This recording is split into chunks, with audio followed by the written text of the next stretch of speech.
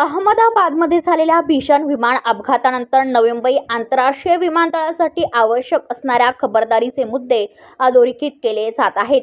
विमानतळाच्या परिसरात उघड्यावर होणाऱ्या मटण चिकन विक्रीच्या मुद्द्याकडे पर्यावरण प्रेमींनी पुन्हा लक्ष वेधले आहे। मांसाच्या तुकड्यांसाठी येथे पक्ष्यांचा वावर असून ते विमानांना धडकण्याची भीती व्यक्त केली जात आहे। त्यामुळे मांस विक्रीची दुकाने बंद केली जावी या मागणीने पुन्हा जोर धरला आहे। नवी मुंबई विमानतळ लवकरच कार्यान्वित होणार आहे। विमान कंपन्यांनी विमानतळ ऑपरेटरशी करार केले आहेत।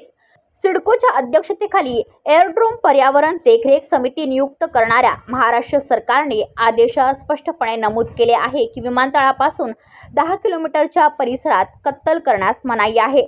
असे असतानाही उल्वे परिसरात उघड्यावर होणाऱ्या कोंबड्या बकरे यांच्या कत्तलीबाबत आणि विक्रीबाबत प्रशासनाने काहीच भूमिका घेतली नसल्याने पर्यावरण प्रेमींनी नाराजी व्यक्त केली आहे।